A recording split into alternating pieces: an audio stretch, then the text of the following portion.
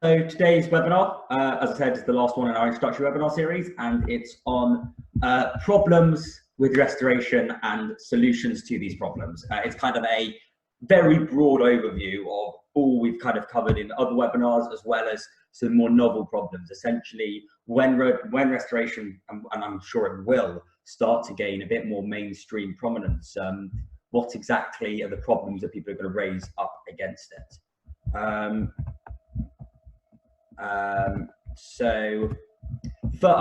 Can everyone see the PowerPoint? Has it changed slides now, or is it still on the first slide?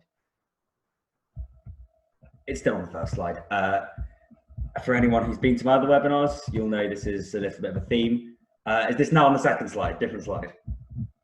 If it's not, please say. It is. Fantastic.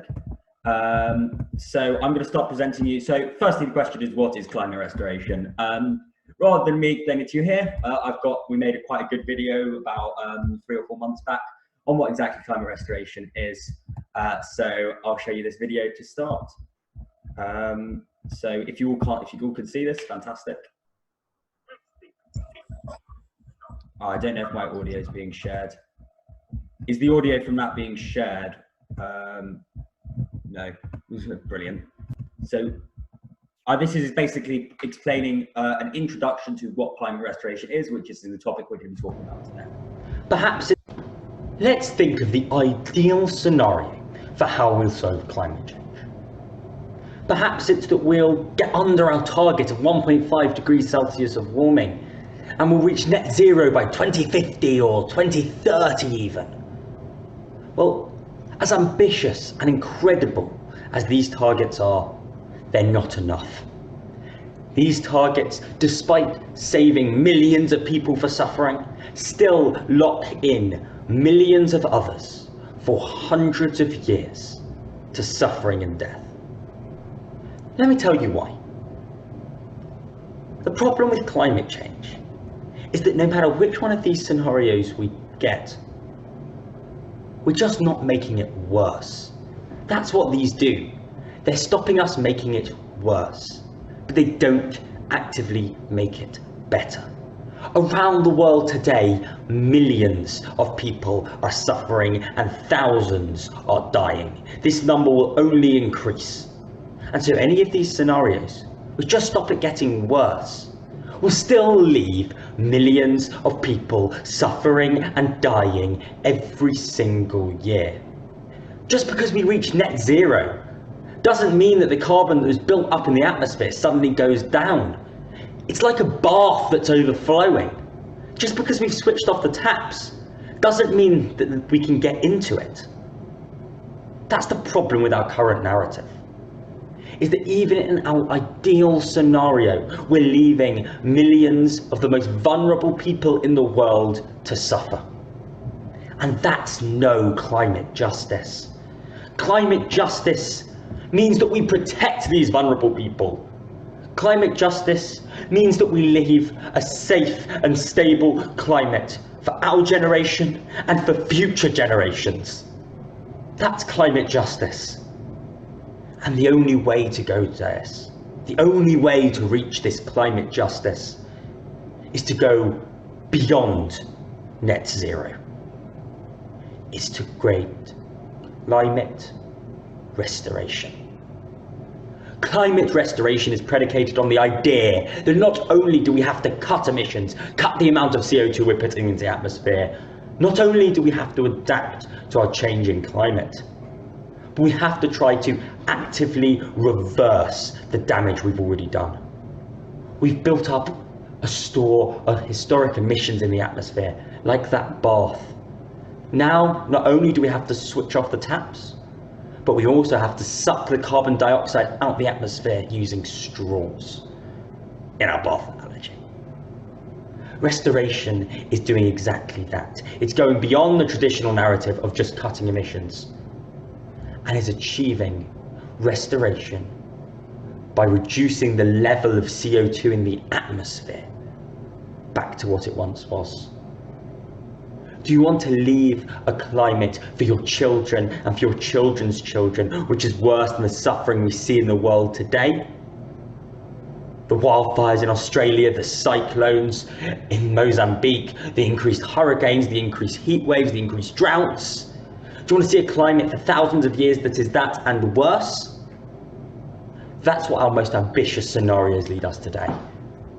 Or do you want to see the climate improving with every generation, that the climate today will be the worst it will ever be?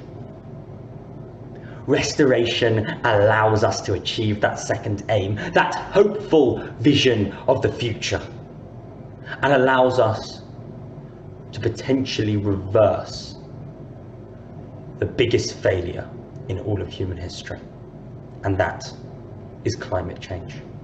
We can't do this without cutting emissions. Cutting emissions are the first and most vital step. But that's not enough. We have to go beyond and start removing as well. We have to look beyond net zero. We have to restore. So I hope that kind of explained to you at least the beginning bits of what climate restoration are. I know it's slightly more passionate than the webinar is going to be. But essentially, that's what we're talking about today. And for those of you who've been to previous webinars, you'll know a lot of this stuff. For those of you that haven't, it doesn't really matter. And I'll go on to exactly how we remove the carbon dioxide from the atmosphere later on. But at this point, that's essentially all you need to know about restoration for the first thing that's going to be happening in this webinar. So the way this webinar works is going to work. Essentially, I'm going to present you a problem that someone might very foreseeably and very reasonably have with restoration. Then I'm going to present some possible solutions to these problems, or why the problems are okay and we can kind of accept them, or potentially why those problems are something very serious that we currently don't have a solution yet in the first place. And then at the end, we'll have an opportunity for questions and discussion as well as throughout. If you ever feel like asking a question, please either pop it in the chat or speak directly, unmute yourself and speak directly. If you're not asking a question, please just keep muted. We're going to start with problem one, which I think a lot of people might raise about restoration, which is, isn't restoration just too hard to do?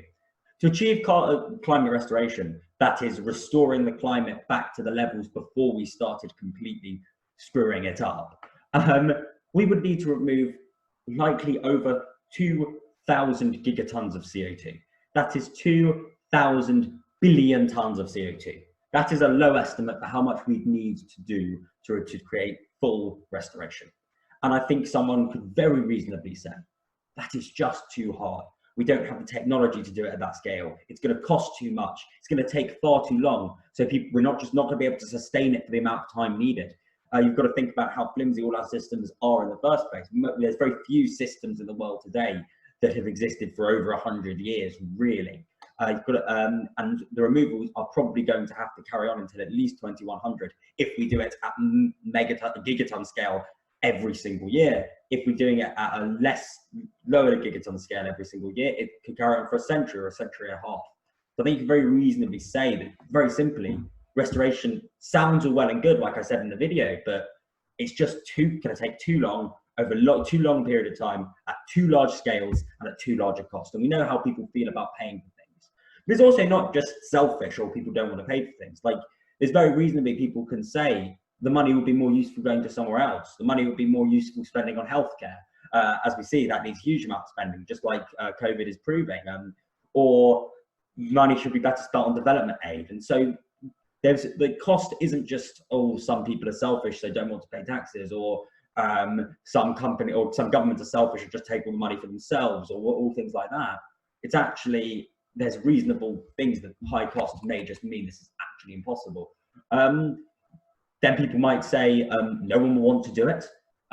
Fundamentally, you've just got to think about how hard we've been at solving the climate crisis so far. Restoration, this aim of not just stopping the climate crisis in its tracks, but removing enough CO2 to reverse climate change, that's even more of an impact that'd be even more, that's a heightened ambition to what we have today. And look how far we've come with climate change today. We've not managed to solve it when we've known about it for 40 odd years at a large societal level known about it for that long. So how on earth are we going to do this heightened ambition, this even harder task of restoration? The traditional climate change narrative is just like switching off the taps in the bath. It's just stopping making it worse. We want to do that and then remove at the scale that we've put in to make it actively better. If we haven't managed to do the first thing, the easy bit of switching off the taps, why on earth are we going to do the hard thing of removing that much CO2 from the atmosphere? No one will want to do it. There just won't be enough will to do it. And because there's not enough will, why would governments do it? Why would companies do it? People don't want to do it. Why would they do that? There's a whole framing of climate change, that climate change is a wicked problem, a problem that by its nature is so hard for humans to solve.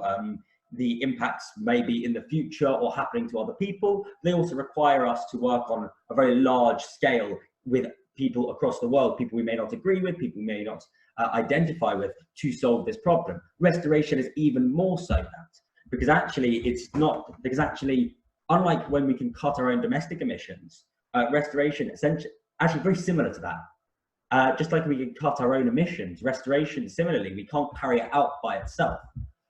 If one country, Britain, can just turn around and say, I'm going to do restoration, and all the other countries could turn around and say no, and it would be effective. No, if Britain did that and no other country followed, then no one would do it. Then it would be completely useless. The only exceptions to that may be larger countries, larger players like China, India, or the USA, which may have the resources to not carry out restoration on a huge scale, but on a lesser scale.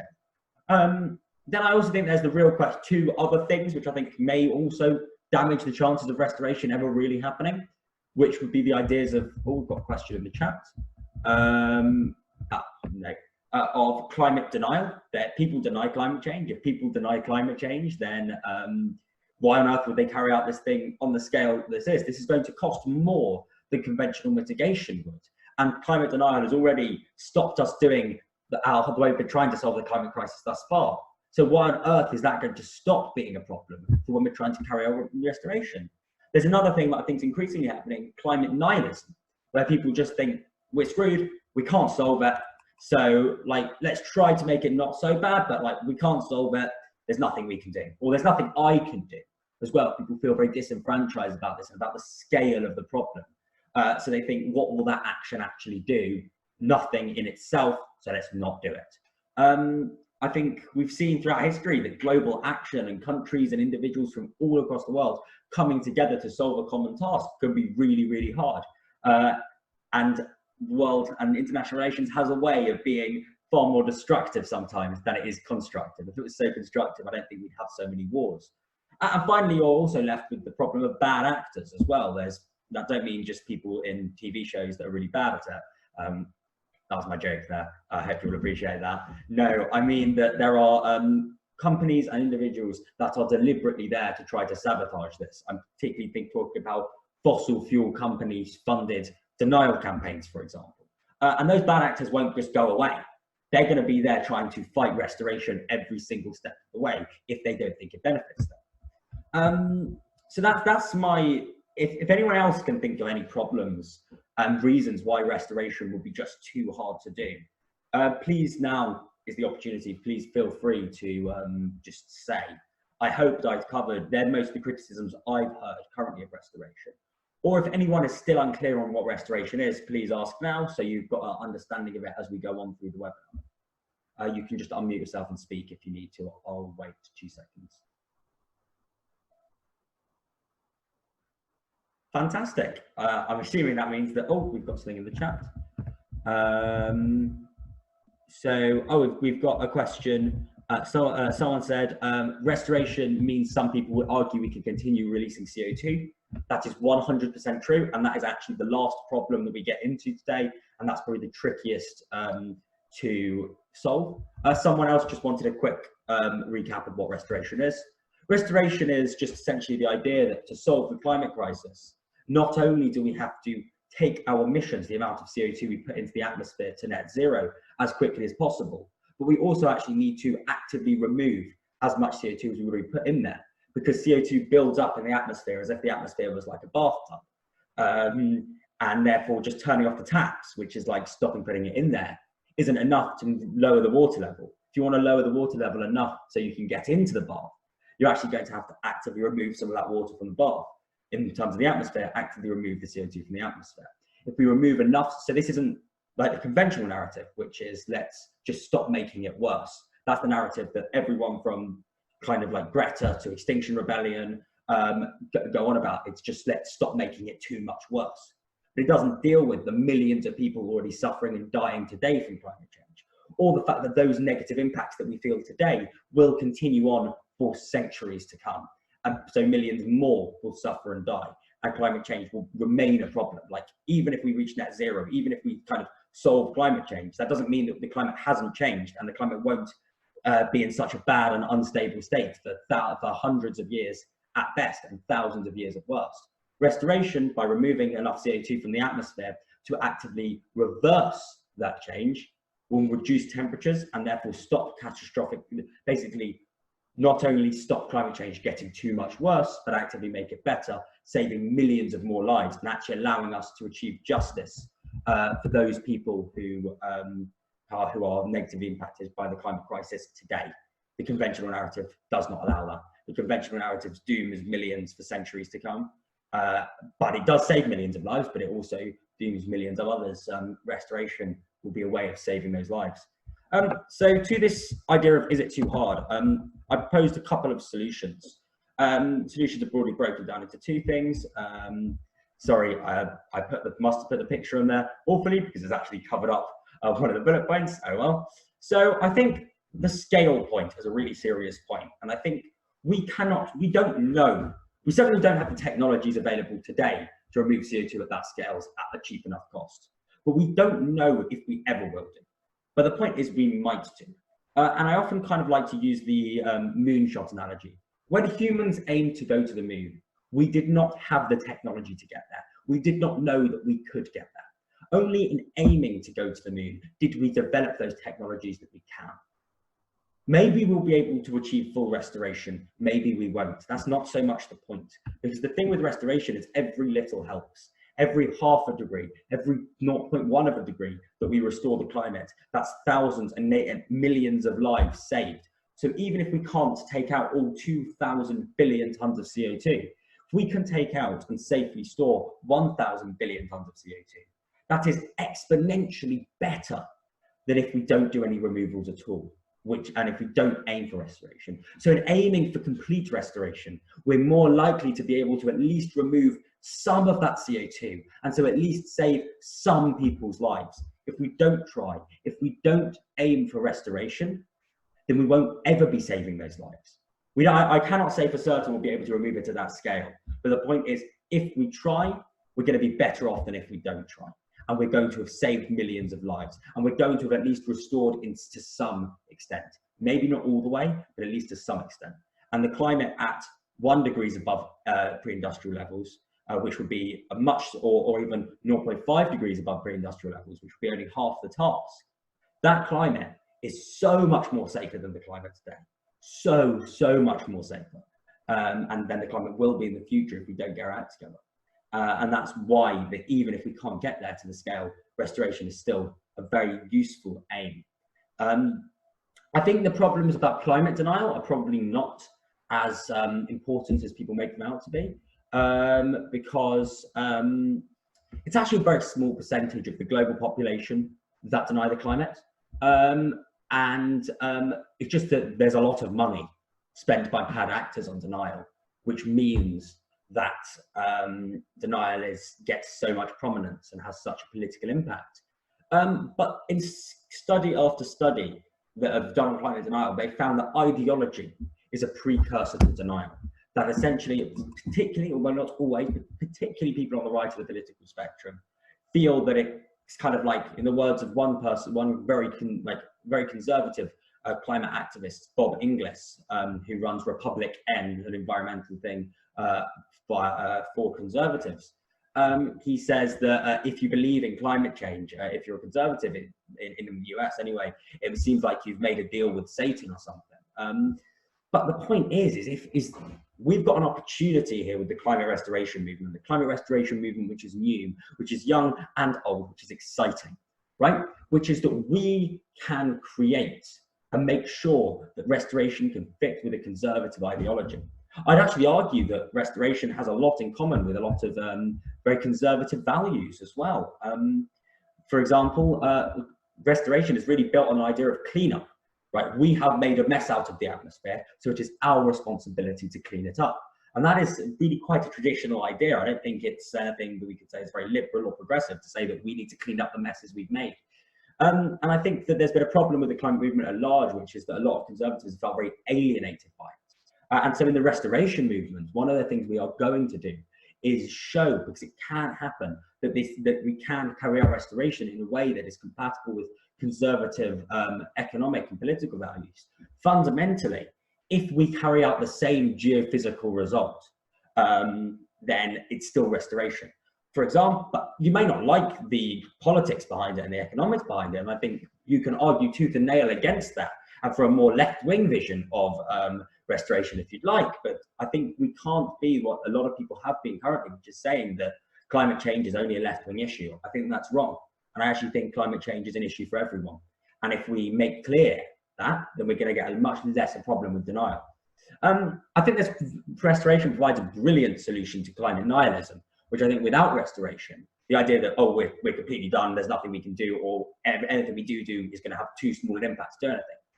Restoration provides hope, not just hope that we won't make it apocalyptically bad, because A, that's false. It's apocalyptically bad for millions of people around the world today. You should just see what was happening in Australia, or see the scenes after the third hurricane in 3 years hits in an area that's used to having one hurricane every 20 years. So the traditional narrative isn't one of hope, it's one of kind of damage minimalization. And so a lot of people really feel they can't get behind that. Restoration provides a narrative of hope, a narrative that says we can not just stop making this worse, we can actively make this better. I think it also, motivation will increase for all sorts of climate solutions as the climate crisis gets worse. As the climate crisis gets worse, more and more people will start experiencing impacts of climate change today in their own lives. And that will drive passion and motivation for people to first be carrying out any sort of climate action, but also because restoration has the promise of reversing some of those impacts and not just not making it worse. Restoration will become more attractive to people. If you've experienced something which is related to the climate crisis that has profoundly affected you and has like severely damaged you economically or health-wise, you're not going to just want to make sure that this is as bad as it gets, like it stays this bad, but for centuries to come. You're going to want to actively make it better, turn around that curve, and that's what restoration does. So it provides a lot of motivation as well. I also think that political defeatism breeds defeatism. If we say we can't do this, people won't be convinced, people don't want to do this. People won't be convinced, we won't be able to do it, and people won't be able to do this. Whilst if we have the hope, if we kind of say, as I've got in the photo on this slide, that we'll be able to reach the moon, we'll be able to carry out restoration, or at least we'll try, at least we'll aim for it, then people are much more likely to get on board. Fundamentally, we make political reality. Political reality is not some force of nature, it's not some force, it's not some biological law. We are the ones that create political reality. I think this is one of the reasons that the youth have been so powerful in the climate movement at the moment, which is, I think, that the youth, because we've not had experience of kind of working on this for 30 years and getting all of our progress taken away in one administration or one moment, the youth have a lot of passion for this and have much less defeatism. And the fact that we can do that as young people, I think means that everyone can do that. If we present a narrative of hope and show that we can not only stop this being worse, but can actively make it better, then we can do this. I think the problem of bad actors is a problem, but we can crush them. We can fight tooth and nail against bad actors, people that are deliberately there to try to, normally using money to basically try to lie to people. And I don't mean bad actors as in people, ordinary people who may have had their concerns about climate change, or may have their or politicians that may have legitimate concerns about the cost of restoration. No, I mean people that are funded to deny by coal conglomerates and coal magnates or oil companies, which has been happening currently. But the fact that we're just crushing bad actors, that doesn't mean we have to exclude people. I'd like to mention something called the Iron and Earth movement. It's an organization of people that are currently working in the fossil fuel industry who are wanting to be able to give opportunities to shift to renewable energy so they can work in that. And we can get an organization like that on board with restoration too, because people that will be made unemployed by mitigation and by cutting emissions and by shutting oil wells and all things like this, well, those people are going to need jobs. And restoration, these technologies that we can, or techniques we can use to remove CO2 from the atmosphere, may well provide those jobs. Restoration can be a way of really helping bring everyone on board with this. Restoration doesn't have to be partisan. That's ideology. We're dealing with science here. Science isn't liberal, isn't conservative, it just is. We don't have to be partisan. Also, restoration. So I should just explain very briefly what technologies we'll use to remove the vast amounts of CO2 from the atmosphere. It might be everything from BECCS, where you grow crops, cut them down and burn them in power stations to capture the CO2. I'll actually get onto some serious problems that's got later. But it also might be something called direct air capture, where you literally build fans to suck CO2 out the atmosphere and then it absorbs in a chemical process. Or enhanced weathering, where you crush up rock. That rock will then react with CO2 in the atmosphere, storing the CO2 in the rock permanently. Or it might be something, it might be also some more natural climate solutions as well, things like planting forests, planting peat bogs. Those have problems. They don't permanently store the CO2, so we can't trust them to fully carry out restoration. But we need to restore nature anyway to combat the biodiversity crisis. So they could play some role, particularly in the short term, as we're trying to develop the technologies that might remove it properly from the atmosphere. There's lots of other technologies and techniques out there as well, but they're some of the main ones.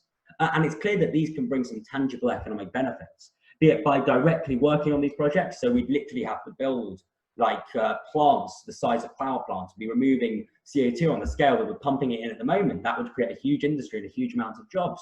But also some of these techniques, particularly things like enhanced weathering or biochar, which you basically burn crops in a very low oxygen environment to create a really fertile charcoal.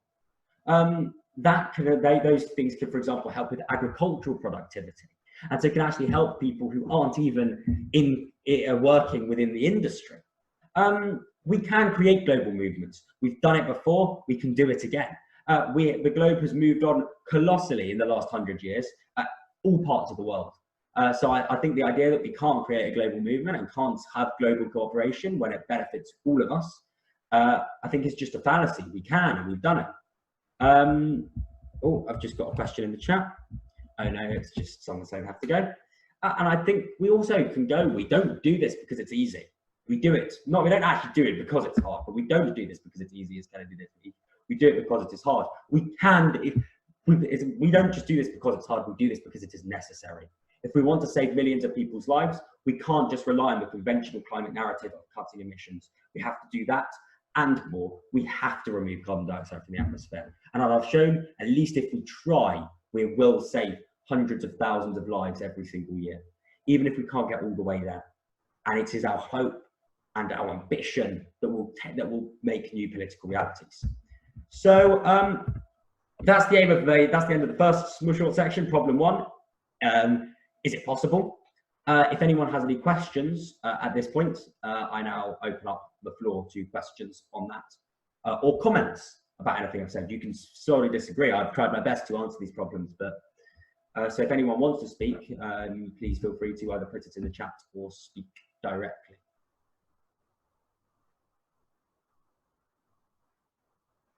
Okay, fantastic then. I'll move on to problem two, which is restoration the right aim? And I'm going to say, so restoration, just to remind you, I know this is probably the third time I've said it, is the conventional climate narrative of mitigate, i.e. cut emissions, stop putting CO2 into the atmosphere, then also adapt as well. So where the climate changes, we have to adapt to try to save as many lives in the short term, but adds on a third step to that, which is removing CO2 from the atmosphere on scales enough to reverse the damage we've done. Not just stop making it worse, not as an excuse to carry on putting CO2 into the atmosphere, but reverse the damage we've done.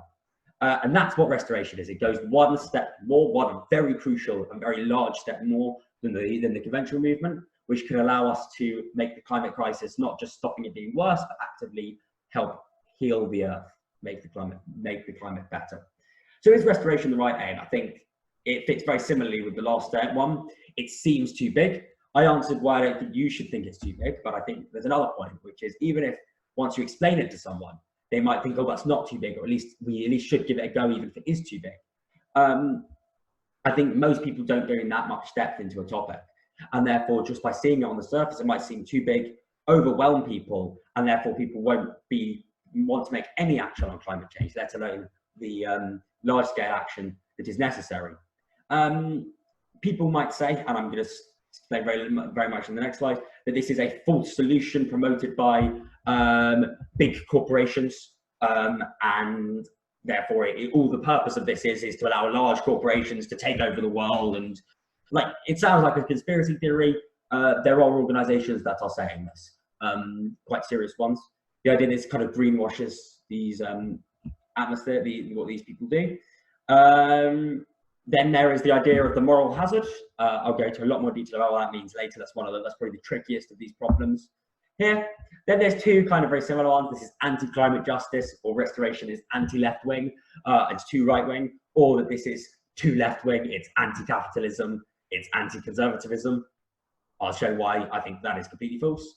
And then there's finally this idea of kind of whataboutism, which I'll also explain later.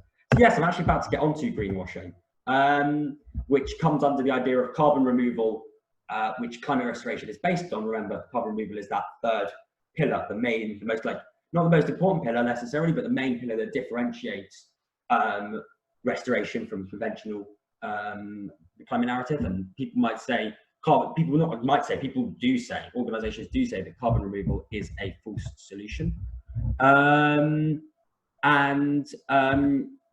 Someone's just sent me a message in the chat, which I'll answer after whoever that was. I'm going to answer that after this section. But so the people that say carbon removal is a false solution, they might go like, carbon removal is a false solution promoted by big corporations to try to take over indigenous people's land, to try to be an excuse to carry on putting CO2 into the atmosphere, is a techno fix so we don't have to change society to a more just society, and is really just a way for big interests to make more money at the expense of the ordinary person. Generally how it goes. And that is just promoting that idea that carbon removal is just a false solution, is promoted by many organizations all around the world. I'm not going to mention any here because it might not be fully in that way, and I wouldn't want any kind of lawsuits or anything like that, but there's that. Deliberately, so often these organizations will deliberately, or actually sometimes not deliberately, but still do misinterpret what something like restoration is, or what carbon removal really is. Restoration, carbon removal, has to be completely separate from net zero, from mitigation. We mitigate and then we remove. They're two separate things. Removal is not an excuse for carrying on mitigating. And so the whole narrative that companies and people are only trying to promote a restoration and removal so that they can carry on with the status quo, carry on putting large amounts of CO2 into the atmosphere, is just false, because restoration does the opposite. It says we need to stop CO2 going to the atmosphere first and then remove. Removal is not a substitute. And so I think that is just a misinterpreting of what restoration is, and actually that is one of these criticisms here, which I think not only doesn't hold up, but it's just not a valid criticism of restoration, because it misinterprets what it is. I also think it tends to take quite a reductionist viewpoint when organizations promote the idea of restoration and removal as a false solution. It says that removal only can be carried out with these three technologies, and it has to be carried out with large-scale mining with human rights abuses, or it has to be carried out with large corporations being the people that are doing it, taking over indigenous people's lands, or it was always going to be carried out with the interests of big business in mind, or it's always going to be carried out using fossil fuel energy. It was always going to be carried out as an excuse to carry on emitting. And I think they're legitimate problems and legitimate flaws with technologies and things we have to address. But to say that that is a problem with restoration as an aim is very reductionist. It says it fails to recognise that actually restoration is a broad scale aim. I spoke about just some technology. I spoke about 4 technologies earlier.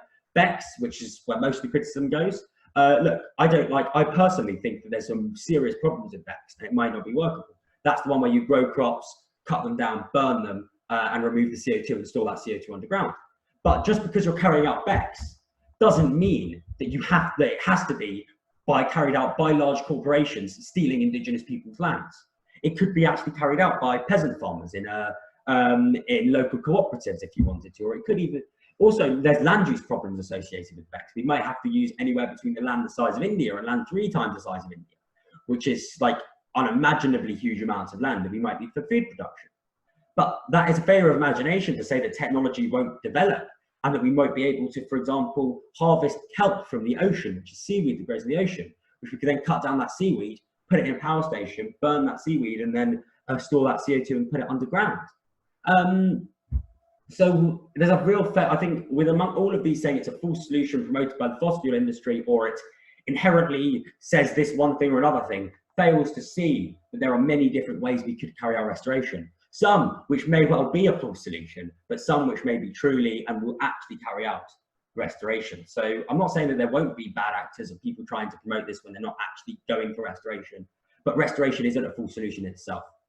There's also an idea that if certain technology has been like associated with like a fossil fuel industry right at the beginning in its early research, that means the technology is doomed and is always going to be used by the fossil fuel industry as an agent for the fossil fuel industry. People have spoken about BECCS, which I just explained to you like that, but they've also spoken about direct air capture, which is machines that basically act like giant reverse fans to suck CO2 out of the atmosphere, just like directly from the atmosphere, no growing crops, no land use or anything like that. And I think that like there is something to be said that like fossil fuel companies are very good at fudging evidence, and so the scientific studies that they've done on these technologies may be not the most trustworthy, but it doesn't mean the technologies are doomed. One thing that I think you always got to remember is one of the first studies to basically close to irrefutably prove climate change was done by ExxonMobil and their own scientists. Just because there was early research by fossil fuel companies does not mean the technology is always used by them. I think you'll often hear people just saying this is a techno fix to the climate crisis. Well, yes, it uses technology.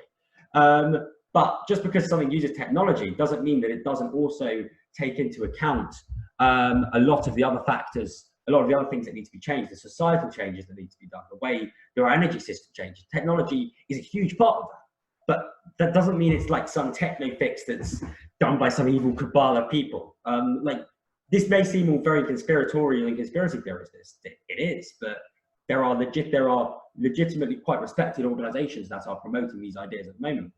And then the final one of these kind of ideas, and this is I think the one that is most both genuinely held and also like possibly holds much more true, is that this is just a distraction, or we shouldn't be focusing on restoration and research and removal at all. We should be focusing solely on achieving a Green New Deal, or should be focusing solely on removing CO2 from the on mitigating, on not putting the CO2 into the atmosphere. And I think like there is something to be said that the focus, particularly in the next 10, 20 years, must be mitigation, must be stopping putting the CO2 into the atmosphere. But just because we've set the aim of restoration doesn't mean that won't be our chief aim for the next 20 years. In fact, timescales that restoration would be going on would be 20 years that we'd be doing a little bit of removal, but mostly we'd be doing a lot of research into removal, while simultaneously cutting emissions from the atmosphere. We put into the atmosphere, and then we'd be doing huge amounts of removal from 2040, 2030, 2040, or 2050 onwards. We'd be doing it at gigaton scales then. So actually, this isn't acting like a distraction at all. Instead, it's acting like instead it is heightening the need to be able to do that mitigation. It is supporting the idea that we need to be cutting emissions straight away, as in right now. But actually, it's also saying we need to be researching stuff on the side.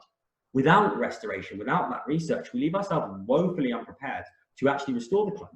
But also one thing I think I should point out is that if we're going to achieve the current ambition, which I think is woeful in that it condemns millions of people to die, but is still far better than any other alternative except for restoration, is we want to stay under 1.5 degrees Celsius. Every single scenario by the IPCC, the Intergovernmental Panel on Climate Change, requires us to remove gigatons, huge amounts of CO2 from the atmosphere to achieve 1.5 degrees. Most scenarios will see us overshooting 1.5 degrees, which I hope to God that we don't, and therefore would have to carry out a mini amount of restoration to get back down to 1.5 degrees. So actually, if we distract ourselves with saying that we don't do any investment and no research into carbon removal, that's actually the dangerous distraction, rather than keeping the aim of restoration so we can really carry this thing out. So this is why I said I'd get to them. Oh, and that's where greenwashing comes in also in the last one. Greenwashing is where companies like Shell invest millions of dollars in growing trees, for example, so that the public think they're all great, but are still burning huge amounts of fossil fuels, and the millions of dollars is a tiny bit of their budget. That's greenwashing. I think restoration can't really be used for a tool for greenwashing, because if you're going to accept restoration, you have to accept that we're achieving zero emissions before we carry out restoration. And this is going to tell you exactly why.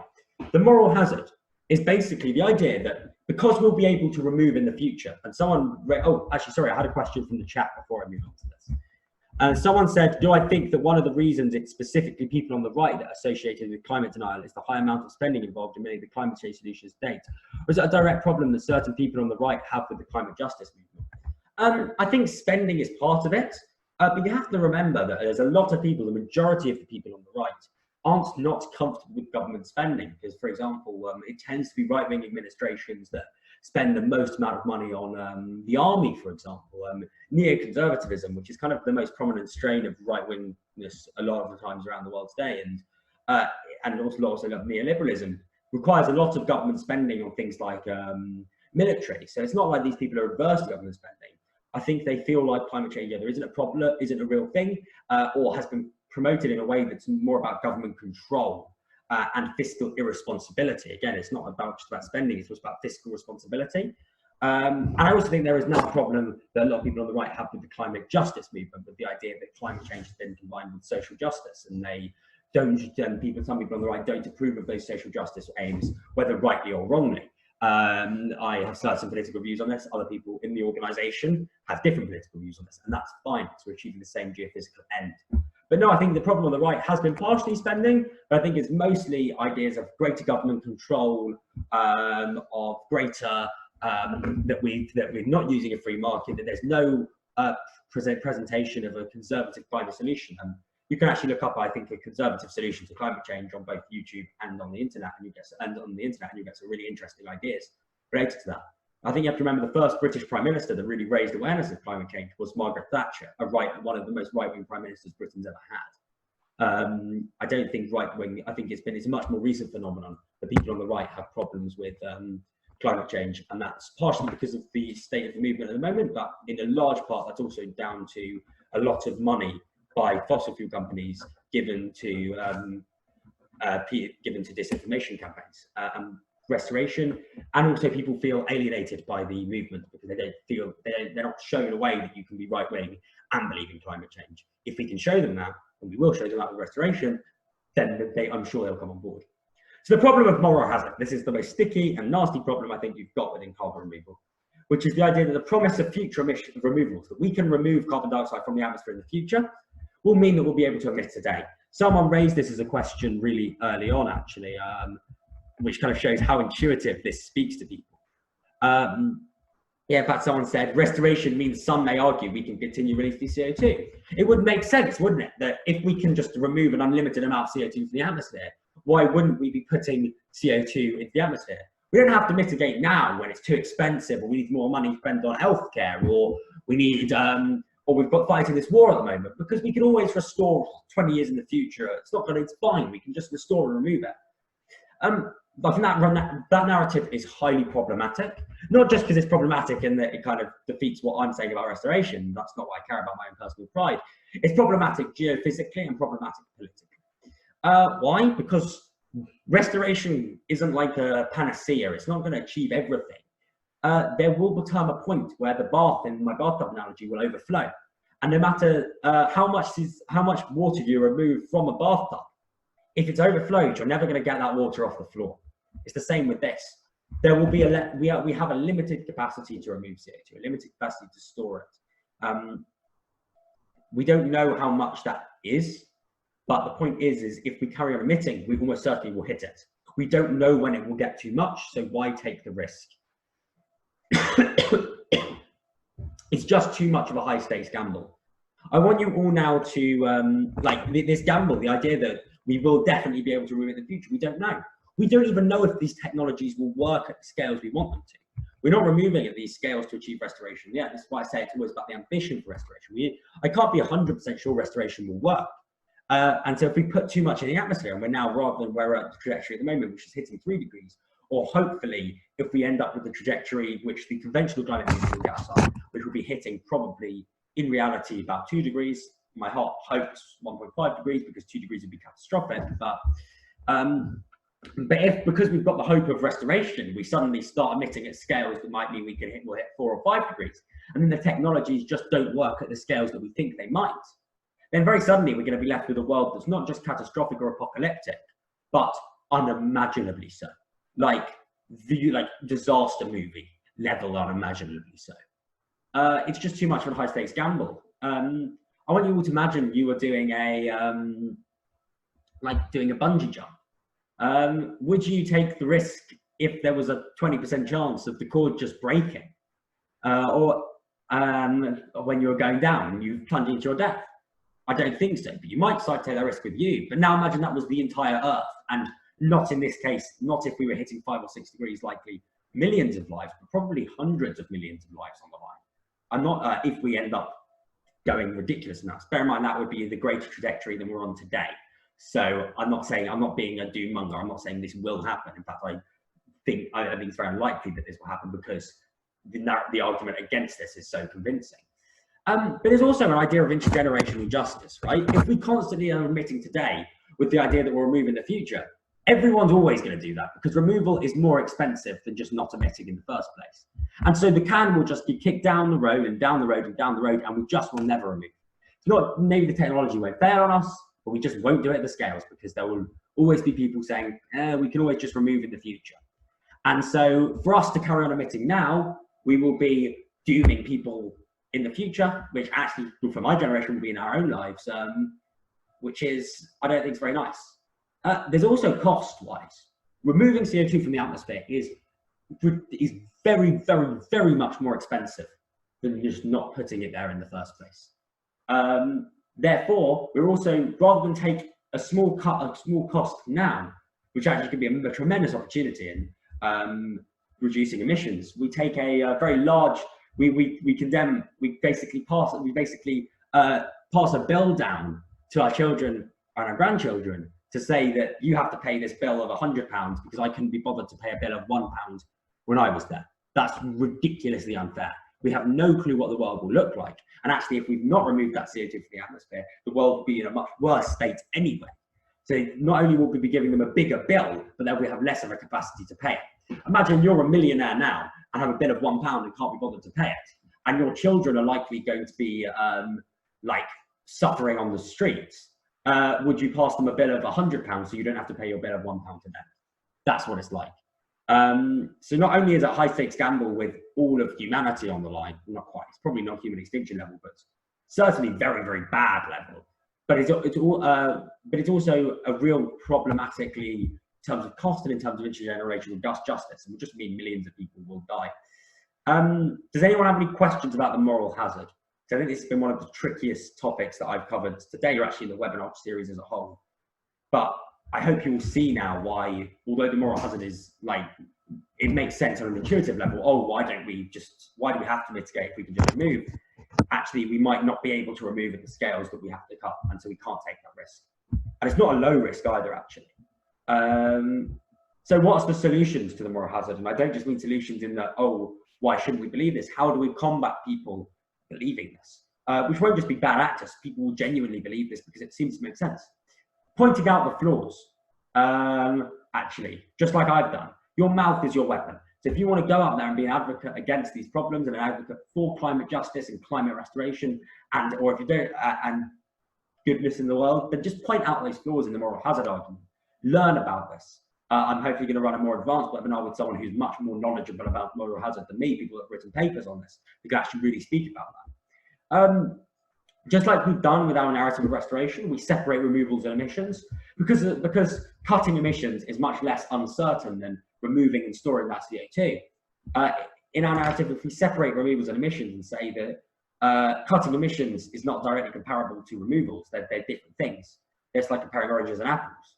Then we can combat against the moral hazard, because although intuitively it seems like we're just comparing apples and apples, actually the nature of a removal is so much more, no, it's not just the nature of a removal, the nature of a promised removal in the future is much more uncertain. Therefore, it is more like comparing apples and oranges.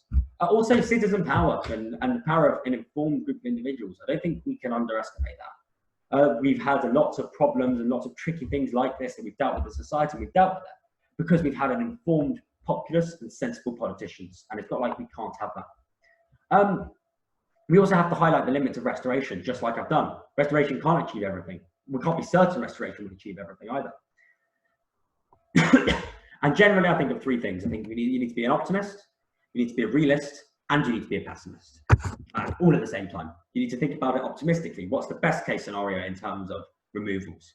What's the most likely scenario? And then what's the worst case scenario? And then work out the odds from there. If you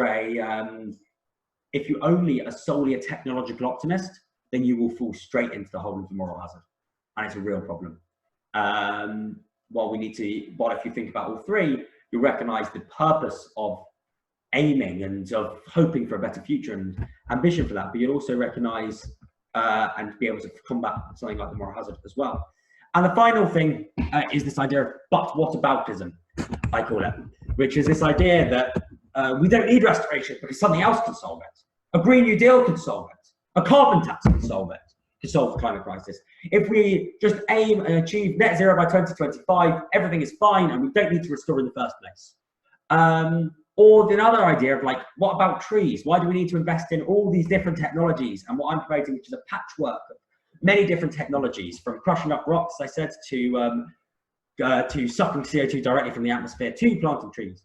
Why don't we just use trees? Or why don't we just use nature? And I think that, and then the final one about that is also another technology called solar radiation management.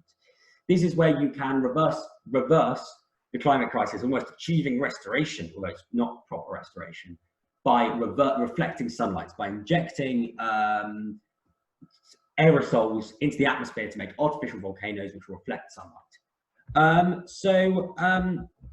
The thing about but whataboutism, I want to go through each of those three, because they're those three, well, the Green New Deal / net zero one, the trees and the solar radiation management, are three of the things that also get leveled. What about this? Well, the point about a Green New Deal, like, yeah, Green New Deal's great and all that, if you like that stuff. I make a political judgment, I may like a Green New Deal. There's other people in Wildwood as an organisation that thoroughly don't. That's not about it, that's a personal preference, not about the movement at all. Or I equally may not like restoration, and there's other people who may not like Green New Deal. There's other people in the organisation that do, and like, it's not about that. But a Green New Deal or a carbon tax or net zero by 2025 is great, and it's what we need. Like, we need interventions like that to be able to reduce emissions to zero. But that doesn't stop the damage we've already done.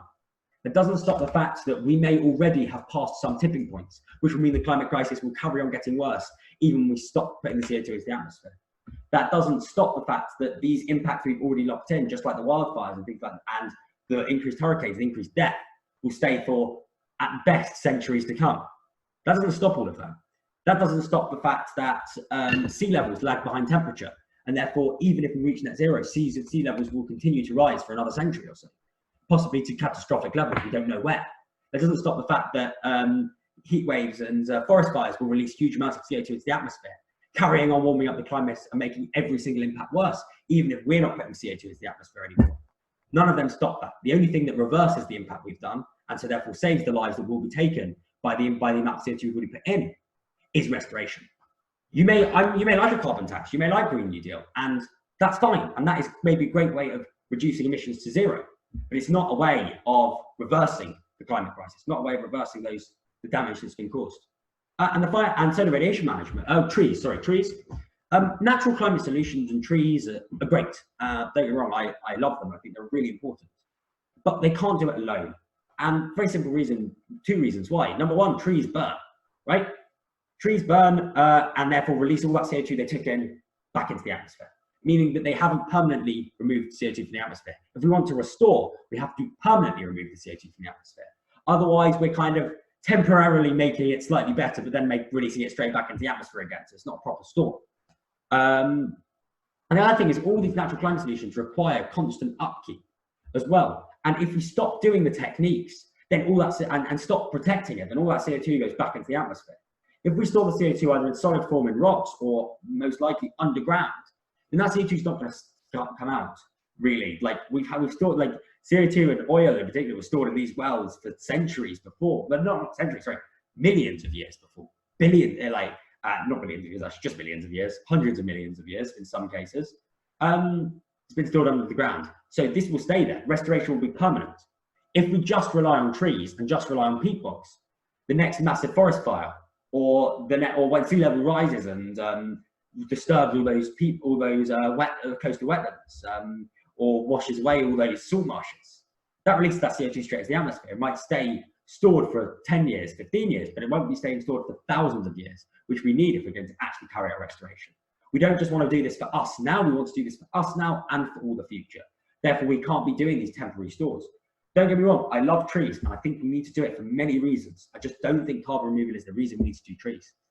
And final thing with solar radiation management is this. It's a very similar thing. It's not permanent restoration. We have to carry on putting that aerosols into the atmosphere to reflect that sunlight. We have to carry on doing that for thousands of years. And it's not just like with trees where we have to carry on uptaking it, otherwise restoration won't be complete. Because if we artificially mask warming with radiation management, then if we stop doing it, then suddenly we're going to have warming at rapid scales and that pace of warming will kill even more than if we hadn't done it in the first place. I personally think discussions about solar radiation management and its management and how we can govern it, because I think there's a lot of dangers when it goes to that, and you can go read up on the danger of solar radiation management. But it's not a restoration technique, because it doesn't restore the climate at all. It artificially masks warming, which can be very dangerous. It also can have some very dangerous side effects as well, potentially.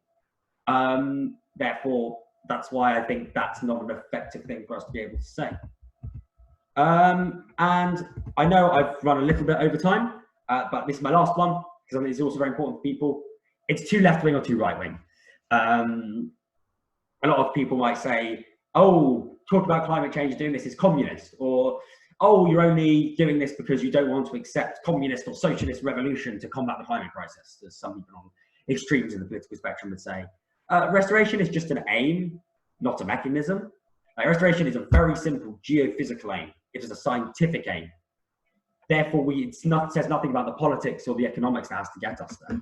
You can very reasonably say your pathway to restoration is a left-wing pathway to that. Your pathway to restoration is a right-wing one. That's fine. But restoration itself, which is all world promoting, we're promoting restoration in many different ways to get there. Left-wing ways, right-wing ways, centre ways, all sorts. But the aim cannot be. In the words of Catherine Hayhoe, I hope I pronounced her name right, who is an incredible person working on climate change and climate science.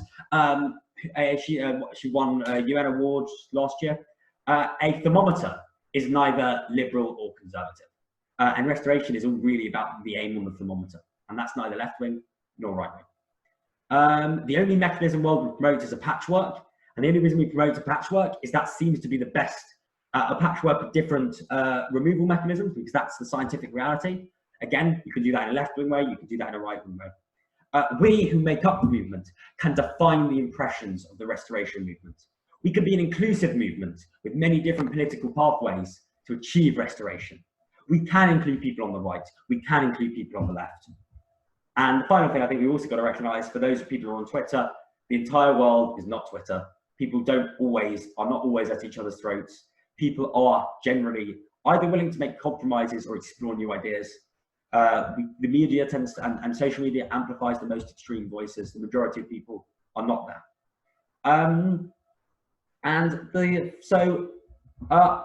That's essentially the end of the webinar now. I said this would be an hour, so it's now been an hour.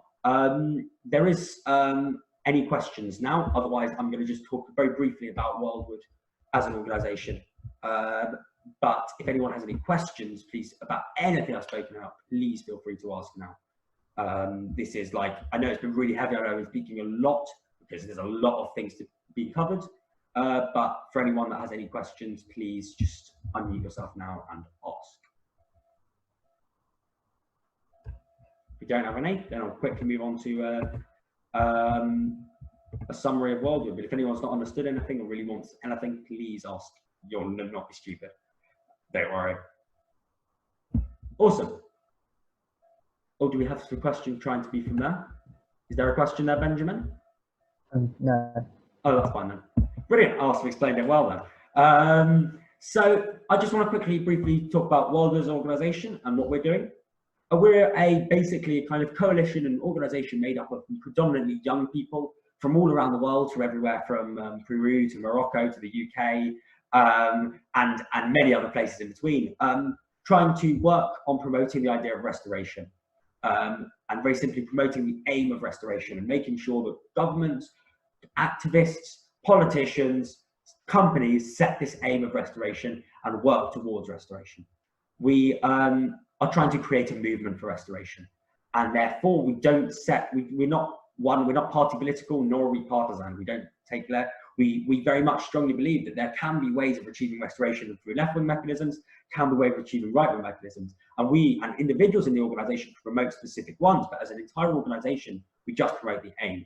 It's important that we know that there's left-wing ways and right-wing ways, and we present that to the public, but we don't promote them as a whole. We don't promote one technology because there's many technological ways that we can get there. The only thing that we do promote is a patchwork. We don't want to put all our eggs in one basket. As an organisation, we're really inclusive. It's about anyone being able to do what they want to do.